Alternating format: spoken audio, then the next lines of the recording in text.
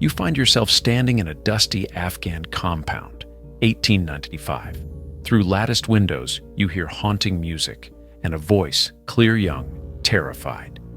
It belongs to Darius 16, whose beauty became his curse and whose story reveals Afghanistan's most horrifying secret. Stop scrolling. This isn't sanitized history.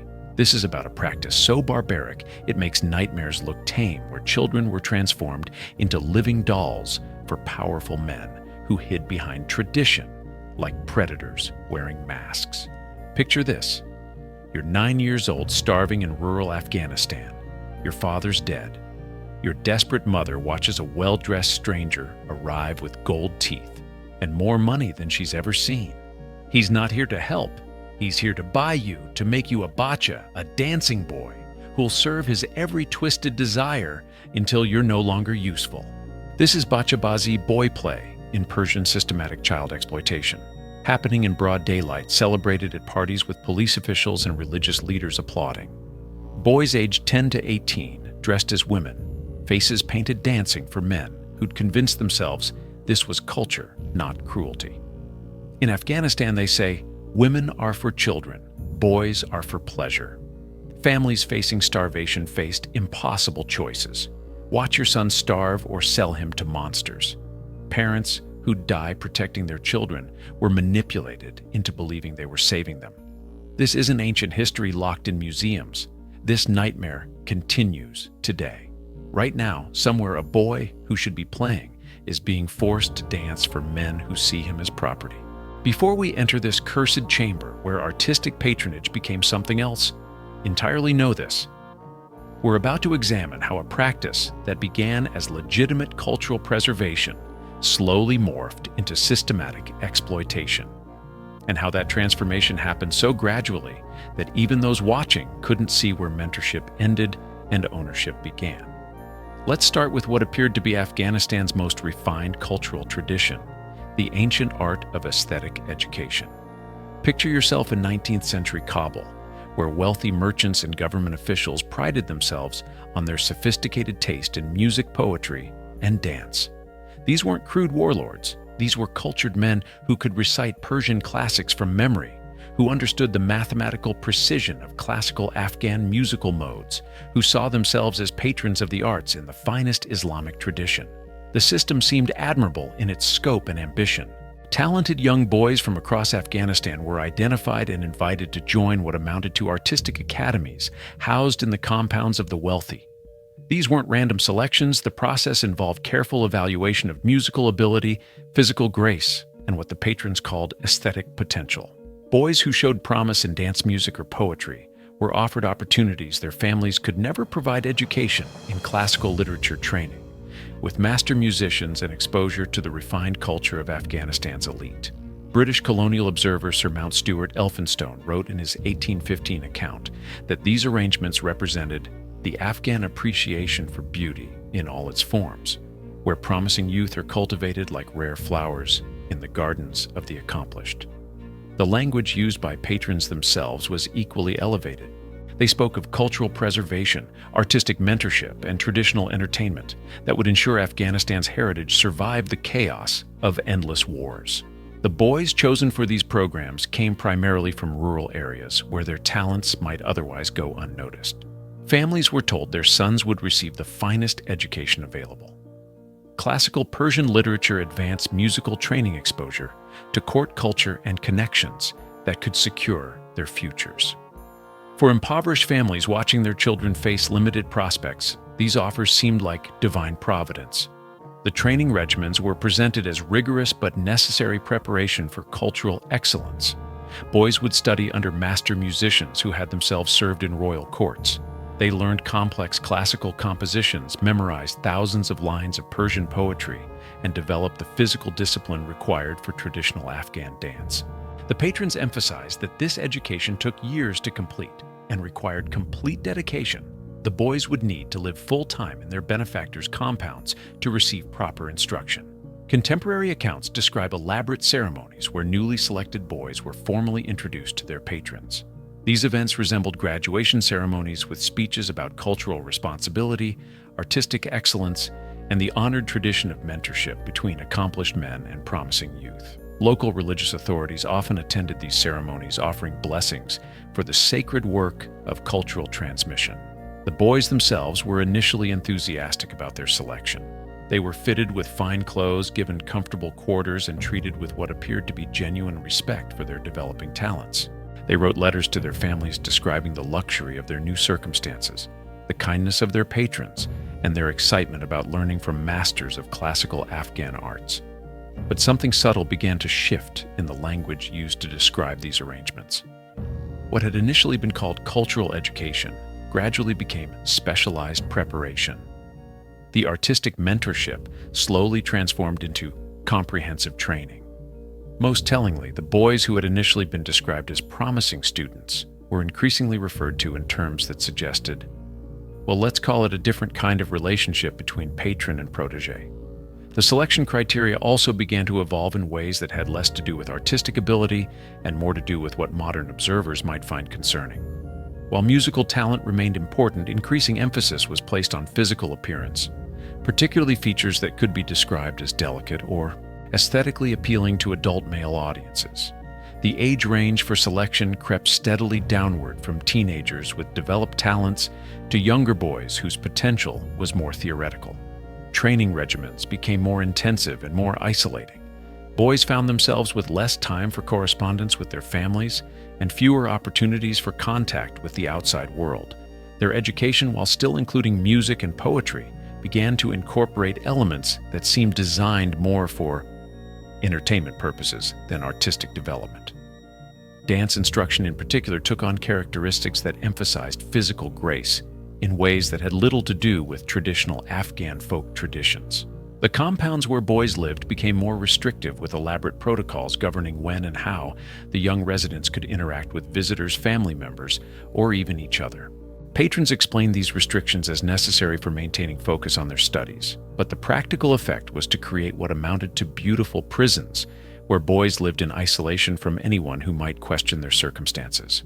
So let me pause here and make sure we understand what we've uncovered so far. We have wealthy Afghan men conducting detailed assessments of boys as young as 12, with increasing emphasis on physical appearance rather than artistic ability. We have cultural training that involves complete isolation from families and systematic restriction of outside contact. We have artistic patronage that requires boys to live as residents, let's call them permanent guests, in their patrons' private compounds, with no clear timeline for completion of their education. This isn't starting to sound like cultural preservation anymore. This is starting to sound like systematic child acquisition with traditional music as background score. And we haven't even gotten to what this comprehensive training actually involved, or what these cultural performances required these boys to do when the compound doors closed and the real purpose of their beautiful prison became clear. The boys who found themselves in this system weren't just receiving unusual educations. They were being systematically transformed into something their families would no longer recognize. Welcome to the historical autopsy, where we examine the evidence these powerful men tried to bury beneath centuries of cultural justification and religious rationalization. What we're about to uncover isn't speculation or sensationalism, it's documented reality, preserved in British colonial records, Persian court chronicles, and the careful testimonies of those few brave enough to speak truth to power. Let's start with Darius, our composite character based on accounts from multiple sources. According to British East India Company records, he was taken from his family's farm in Ghazni province at age 13 in 1893. The transaction was recorded in the private papers of a Kabuli merchant, whom we'll call Ahmad Shah, a man whose wealth came from controlling trade routes between India and Central Asia, and whose cultural refinement was renowned throughout Afghanistan's capital. The selection process for Darius followed patterns documented across dozens of similar cases. Ahmad Shah's agents had spent months touring rural areas, ostensibly seeking talented youth for cultural education. They carried letters of introduction from religious authorities and testimonials from previous families whose sons had been elevated through these arrangements. When they encountered Darius performing traditional songs at a village celebration, they immediately recognized what they called his exceptional aesthetic qualities. The negotiation with Darius's family reveals the careful psychology of recruitment. Ahmad Shah's representative didn't simply offer money. He painted a picture of opportunity that would transform not just Darius's life, but his family's fortunes. "Your son has been blessed with gifts that deserve proper cultivation," the agent explained. "In Kabul, he will study with masters who trained in the court of the emir himself. He will learn to read Persian classics, to perform music that moves the hearts of princes, to dance with the grace of celestial beings." The financial arrangements were structured to seem like investments rather than transactions. Darius's family would receive an initial payment for educational expenses, followed by regular remittances as their son progressed through his training. They were told that successful graduates of these programs often became court musicians or gained positions in wealthy households throughout Central Asia. It was presented as the path from rural poverty to urban sophistication, from subsistence farming to cultural prominence. But the contract documents preserved in British archives reveal clauses that should have raised immediate concerns. Darius would live exclusively in Ahmad Shah's compound for the duration of his education, with family visits restricted to special occasions and subject to his patron's approval. His training would be comprehensive and intensive, requiring complete dedication and submission to his instructor's guidance. Most troubling, there was no specified timeline for completion of his education. Darius would remain in the program until Ahmad Shah determined he had achieved sufficient proficiency. The journey to Kabul marked the beginning of Darius's transformation from student to, well, let's call it something else entirely. Upon arrival at Ahmad Shah's compound, he was immediately separated from the servant who had accompanied him and introduced to what were described as his training companions, 3 other boys between the ages of 12 and 16, who had been recruited through similar arrangements. The compound itself was a masterpiece of Afghan architecture, with courtyards arranged around a central fountain and rooms decorated with intricate geometric patterns. But its beauty masked a careful design for control and isolation. High walls surrounded the property with guards who ensured that residents remained safely inside for their protection. The boys' quarters were comfortable but arranged to prevent private communication or coordination among the residents. Darius's daily routine began immediately and followed patterns that had been refined through years of practice. Morning instruction in Persian classical literature, where boys memorized romantic poetry that celebrated the beauty of youth and the devotion of lovers. Afternoon music lessons, where they learned songs that praised physical beauty and emotional submission. Evening dance instruction, where they practiced movements that emphasize grace, femininity, and what their instructors called pleasing presentation. The transformation of Darius's appearance began gradually. His instructors explained that traditional Afghan performance required attention to costume and presentation that differed significantly from everyday dress. Boys learned to apply cosmetics that enhanced their natural features, to style their hair in elaborate arrangements, and to select clothing that showcased their developing grace. These weren't lessons in theater, they were systematic training in becoming living art objects. The psychological conditioning was even more sophisticated than the physical transformation. Boys were constantly praised for their beauty, their grace, their ability to please their instructors, and eventually their patron. They were told they were special, chosen, elevated above ordinary children who lacked their aesthetic gifts. But this praise came with increasingly explicit expectations about gratitude, submission, and willingness to demonstrate their appreciation for the opportunities they'd been given. Darius's letters to his family, which required Ahmad Shah's approval before being sent, show the gradual erosion of his independent thinking. Early letters expressed homesickness and confusion about his training regimen. Later correspondence adopted the language his instructors had taught him, praising his patron's kindness and describing his gratitude for being selected for such refined education. The final letters before family correspondence was discontinued entirely showed a boy who had learned to describe his circumstances in terms that would satisfy his captors while revealing nothing about his actual experience. The cultural performances that represented the culmination of this training were held in Ahmad Shah's private reception halls, attended by carefully selected audiences of wealthy men, government officials, and military commanders. These weren't public cultural events. They were private gatherings where boys demonstrated their training in music, dance, and what contemporary accounts delicately described as personal service to distinguished guests.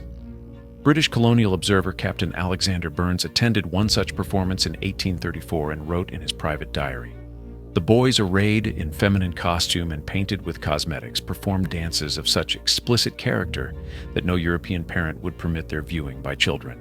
The assembled Afghan gentlemen treated these performances as high cultural entertainment, bidding amongst themselves for private audiences with the most accomplished dancers. The bidding Burns described wasn't for additional dance performances. Contemporary Persian poetry from this period, written by participants in these gatherings, celebrates the moon-faced boys, whose beauty could be enjoyed in private chambers, away from the distractions of public performance. The language is coded, but the meaning is unmistakable to anyone familiar with classical Persian literature's conventions for describing various forms of intimate appreciation. Darius's experience in these private sessions was documented in a confession extracted by British authorities in 1896, 3 years after his initial recruitment. His testimony, preserved in confidential colonial correspondence, describes a system of systematic exploitation disguised as cultural education. Boys were expected to provide entertainment that went far beyond music and dance to demonstrate their gratitude for their patrons' investment through forms of service that, well, let's just say they had nothing to do with traditional Afghan performing arts. The medical examinations required of boys in this system reveal the true nature of their circumstances. Ahmad Shah employed a private physician who conducted regular health assessments that focused primarily on ensuring the boys remained suitable for their intended purposes. These examinations included procedures that would be considered criminal if performed on children today, justified as necessary for maintaining the boys' health and readiness for their cultural duties. Resistance among the boys was systematically discouraged through a combination of isolation, psychological manipulation, and consequences that ensured compliance. Boys who expressed desire to return to their families were told their education was incomplete and departure would bring shame to everyone involved. Those who refused to participate in certain aspects of their training faced punishment that included physical discipline, restriction of food, and isolation, in quarters where they could contemplate their ingratitude for the opportunities they'd been given. The ages at which boys were expected to participate in the more intimate aspects of their service reveal the calculated nature of this exploitation. Training began early, but full participation in private entertaining was typically required once boys reached what their patrons considered appropriate physical development, usually around 14 or 15. Though some accounts suggest expectations began earlier for boys considered particularly gifted or eager to please their benefactors. The economic dimensions of this system extend far beyond individual patron-boy relationships. Boys who achieved particular recognition for their skills and beauty could be rented to other wealthy men for special occasions, private parties, and extended visits. Ahmad Shah's financial records captured during a British raid on his compound in 1897 show systematic income from what he carefully recorded as cultural consultation fees and artistic performance contracts. This rental system created a marketplace where boys' services were traded among Afghanistan's elite like any other luxury commodity. The most accomplished boys commanded higher fees, leading to intensive competition among patrons to own and train the most desirable performers. This competition drove the systematic refinement of recruitment training and presentation techniques that made Afghan bazi perhaps the most sophisticated system of child exploitation in the 19th century world. The international connections of this practice extend throughout Central Asia and into the broader Islamic world. Persian court records from the same period describe similar arrangements in Iran, while Ottoman documents reference Afghan boys being transported to Istanbul for service in elite households. British intelligence reports suggest this represented an international trafficking network that used cultural exchange as cover for the systematic movement of exploited children across borders. The theological justifications developed for this practice reveal how religious authority could be manipulated to legitimize exploitation. Islamic scholars in Afghanistan's major cities issued careful rulings that distinguished between prohibited homosexual relationships and acceptable relationships between masters and their culturally educated servants. These rulings relied on complex interpretations of Islamic law that basically argued that boys in these arrangements weren't really, well, let's just say, the theological gymnastics required would impress Olympic judges. But perhaps most damning of all is the systematic cover-up that protected this practice from outside interference.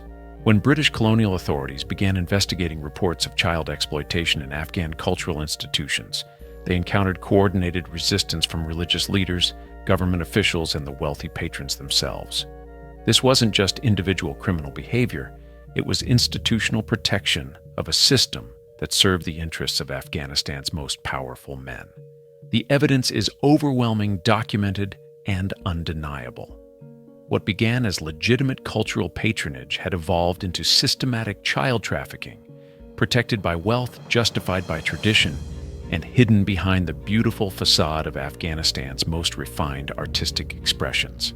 The boys caught in this system weren't students, they were victims of perhaps the most sophisticated exploitation network the world had ever seen.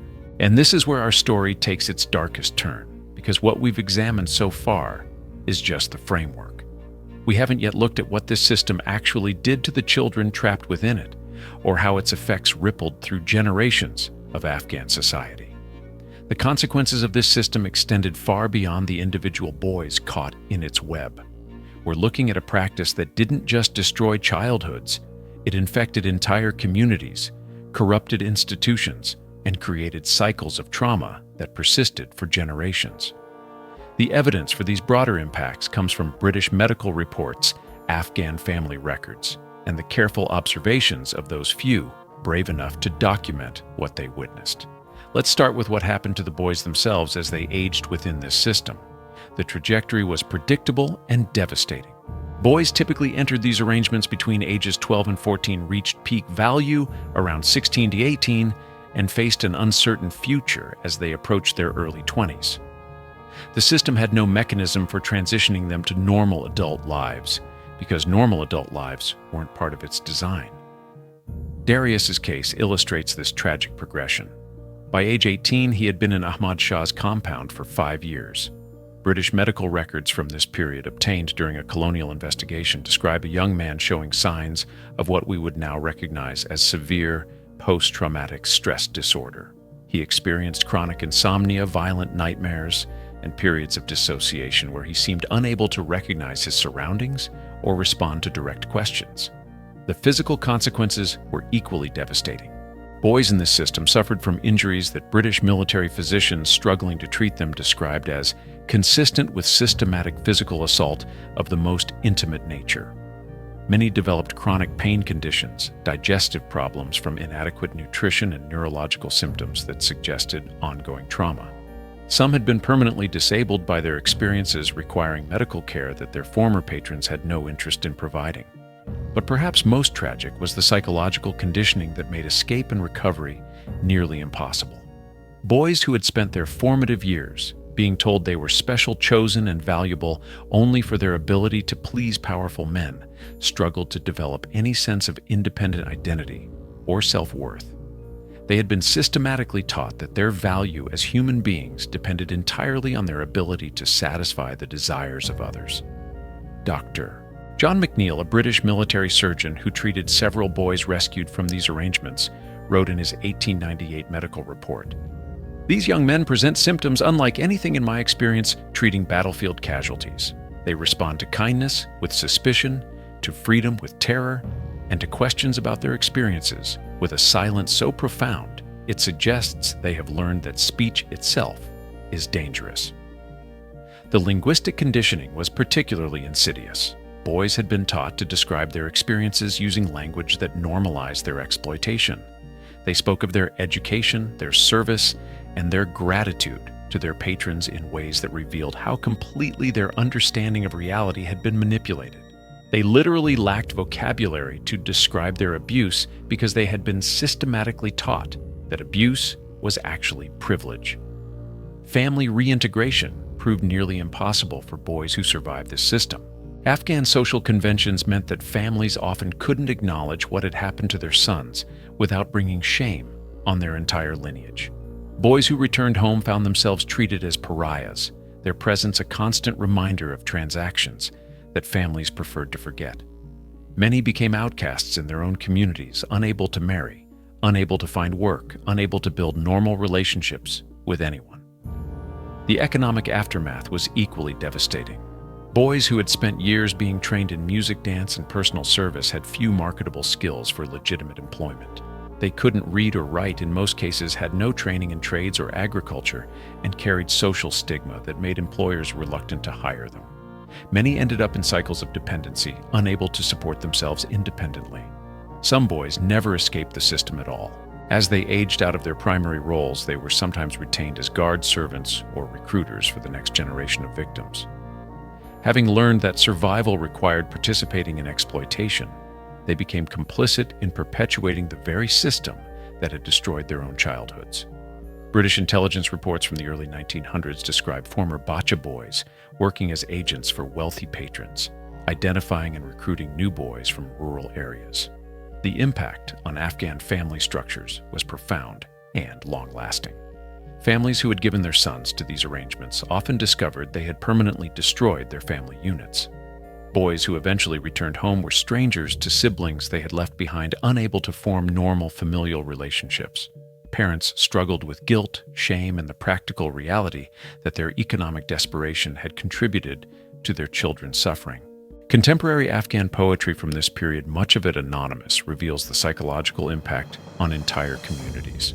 Verses describe villages where families lived in fear that their sons might be selected for these arrangements, where poverty made refusal impossible, but acceptance brought devastating consequences. The practice created cultures of fear, where normal child development was constantly threatened by the possibility of recruitment. The religious impact was particularly corrosive.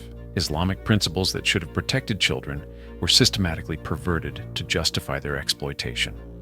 Religious authorities who should have been advocates for the vulnerable instead became enablers of abuse, creating theological frameworks that normalized the unthinkable.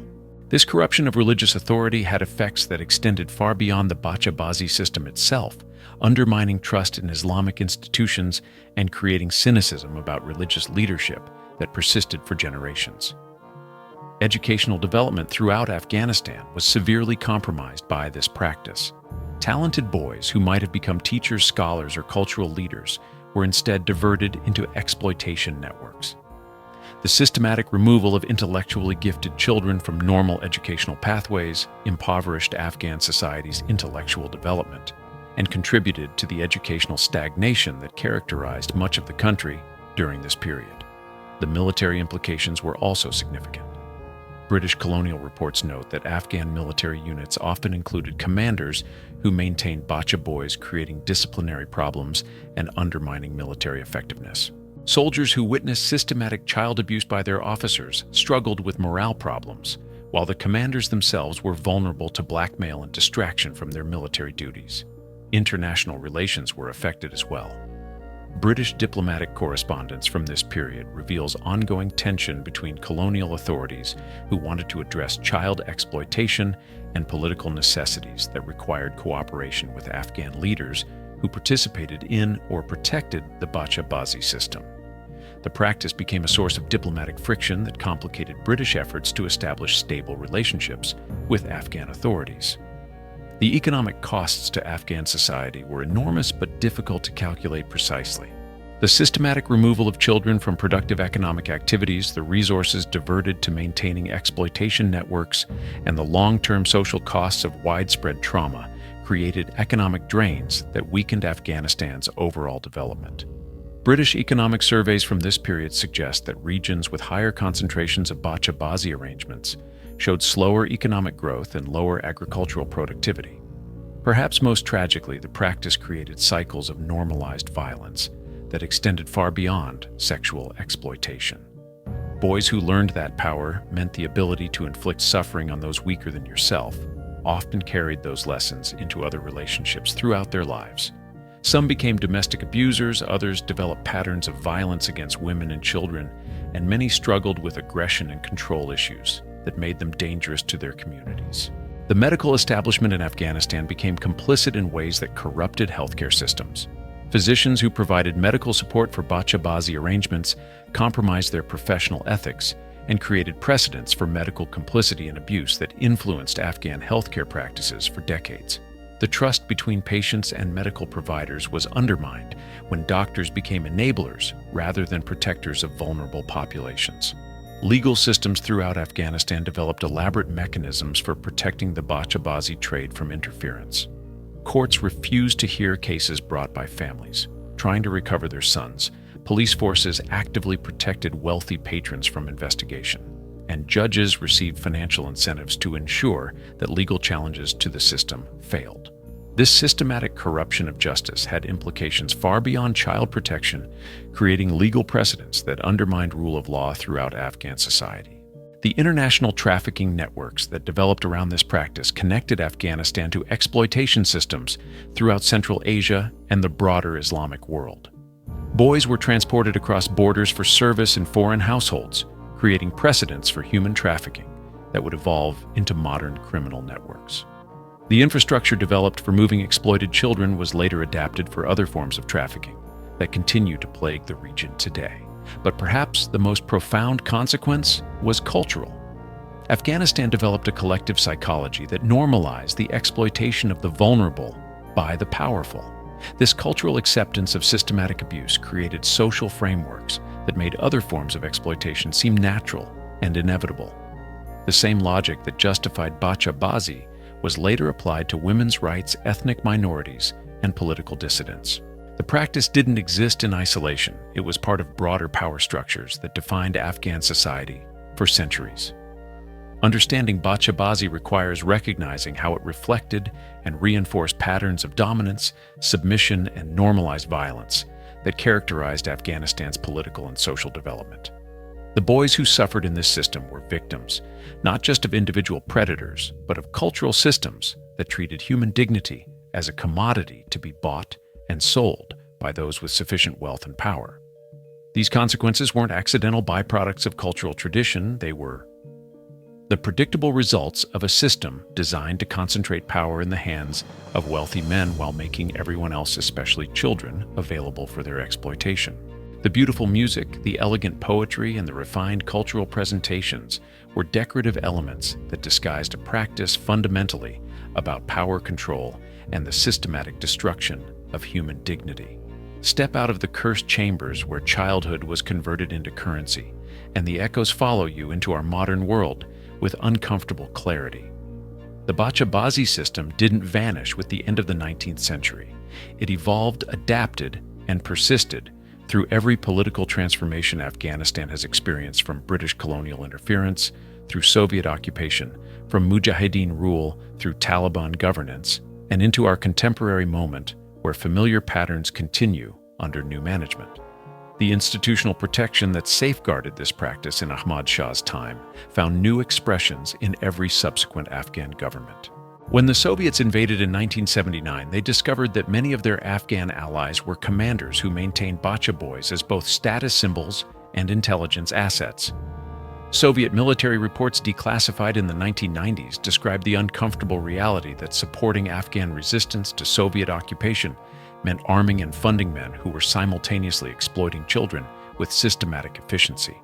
The Mujahideen commanders who fought Soviet forces often used bacha boys as a form of psychological warfare against their enemies and as rewards for their own fighters. British journalist Peter Juvenal, who covered the Soviet-Afghan War, extensively noted in his unpublished memoirs that some of the most effective anti-Soviet commanders were also the most notorious for their treatment of young boys. The same men celebrated in Western media as freedom fighters were simultaneously operating sophisticated child exploitation networks.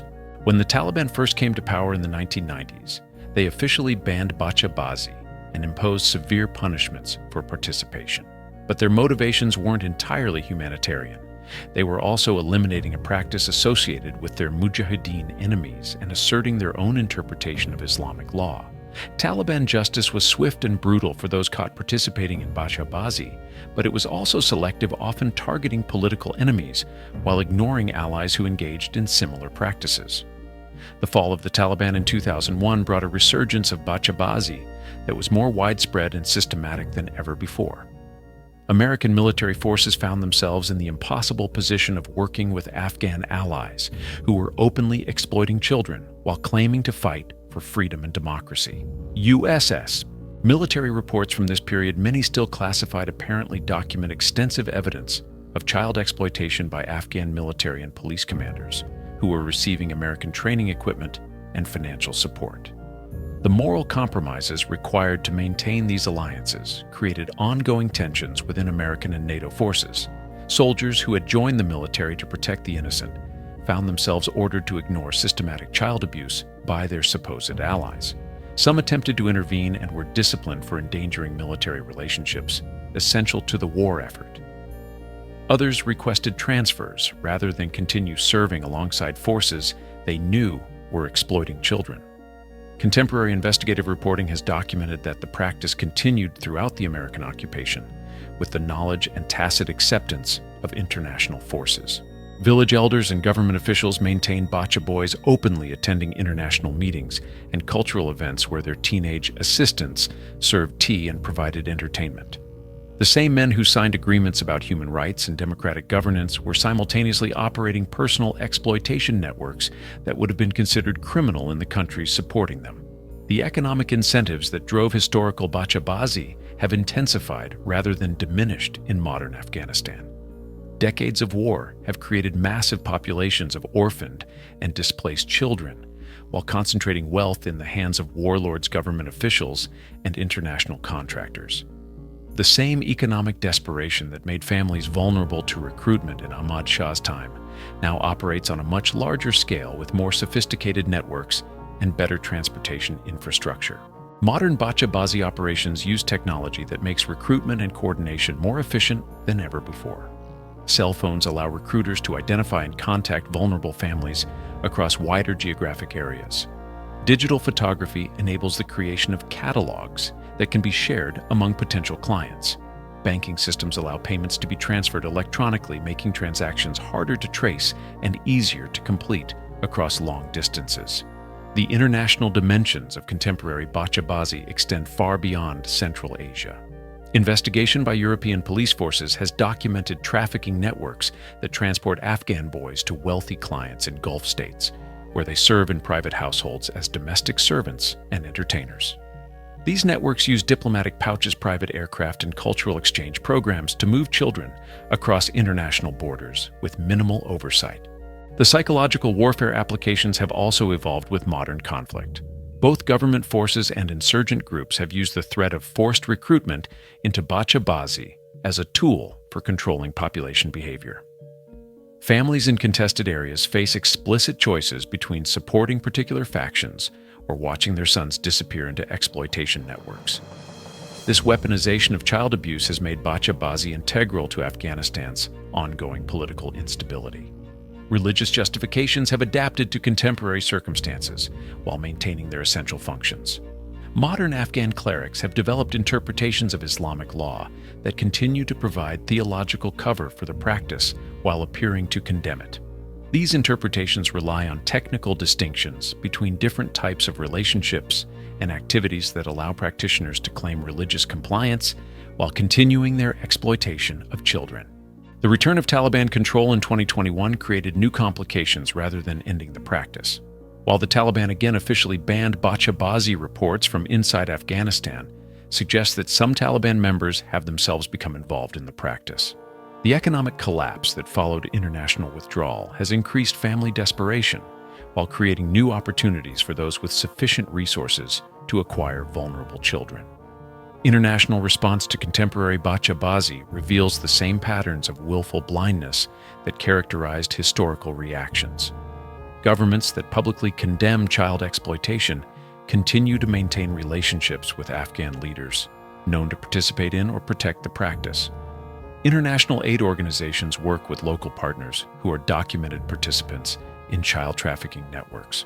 The same diplomatic considerations that prevented effective intervention in the 19th century continue to override child protection concerns in the 21st. The modern survivors of bazi face challenges that mirror those documented in historical accounts while confronting additional complexities created by globalization and modern communications.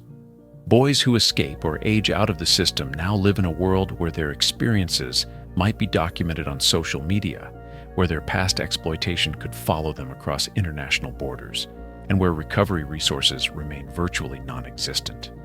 Contemporary Afghan society continues to treat former bacha boys as pariahs while simultaneously normalizing the practice that created them. The same social stigma that made reintegration impossible in Ahmad Shah's time now operates in a context where international attention occasionally spotlights the issue, while changing nothing about its fundamental dynamics. Boys who speak publicly about their experiences face death threats, social ostracism, and family rejection that can persist for decades. The therapeutic resources available to survivors remain minimal despite international awareness of the practice. Afghanistan has virtually no mental health infrastructure, no specialized services for trauma survivors, and no social support systems for boys transitioning out of exploitation. Most survivors never receive any form of treatment or assistance, instead developing survival strategies that often involve substance abuse, social isolation, or participation in other forms of criminality. International efforts to address bazi have consistently failed because they treat the practice as a cultural aberration rather than a systematic exploitation network protected by powerful interests. Programs that focus on changing attitudes or providing alternative education miss the fundamental reality that bazi exists because it serves the interests of men with sufficient power to protect it from interference. The connection between bazi and broader patterns of international child exploitation has become clearer as investigators have mapped trafficking networks that operate across multiple countries and legal systems. The techniques developed in Afghanistan for recruiting, transporting, and exploiting children have been adapted for use in other contexts, making Afghan bazi part of a global infrastructure for child trafficking that operates with increasing sophistication. Modern technology has also enabled documentation and survivor testimony in ways that weren't possible historically. Cell phone cameras have captured evidence of bazi events, while social media has allowed some survivors to share their experiences with international audiences. This documentation has created new opportunities for accountability while also increasing dangers for those brave enough to speak publicly about their experiences. The economic analysis of contemporary bazi reveals a practice that generates substantial revenue for its participants, while imposing enormous costs on Afghan society. International estimates suggest that the networks involved in child trafficking generate millions of dollars annually, while destroying human resources that could contribute to Afghanistan's development. The practice continues to represent a systematic transfer of wealth from the vulnerable to the powerful, while perpetuating cycles of poverty and instability. Perhaps most troubling is the evidence that bazi has influenced child exploitation practices in other countries and contexts. The techniques, justifications, and organizational structures developed in Afghanistan have been documented in other conflict zones, other societies with extreme poverty and weak governance, and other contexts where powerful men seek systematic access to vulnerable children. The ultimate lesson of bazi's persistence across centuries and political systems is that child exploitation flourishes wherever societies prioritize the desires of the powerful over the protection of the vulnerable. The practice survives because it serves interests that transcend any particular culture, religion, or political arrangement. It represents the logical endpoint of social systems that treat human dignity as negotiable and children as commodities available for purchase by those with sufficient resources. Understanding this history isn't about judging Afghan culture or treating any society as uniquely corrupt. It's about recognizing how power structures everywhere can evolve to normalize the unthinkable, when the benefits flow to those with enough influence to protect their interests from interference. The boys who suffered in Ahmad Shah's compound share fundamental experiences with exploited children throughout history and around the world today. The echo that follows us from these cursed chambers isn't specifically Afghan. It's the sound of childhood being systematically destroyed whenever societies decide that some people's desires matter more than other people's dignity. And until we're willing to confront that reality directly without the comfortable distance of cultural relativism or historical detachment, the music will continue, the poetry will flow, and somewhere, always another child will disappear behind beautiful walls where no one can hear them scream. The past has many more secrets, but this one was never buried as deeply as the powerful wanted us to believe. It echoes through every headline about international trafficking, Every investigation into institutional abuse, every moment when societies choose to look away rather than protect their most vulnerable members. The cursed chambers where tradition became weapon remain open, waiting for our next visit, and the children trapped inside are still waiting for someone to care enough to force the doors.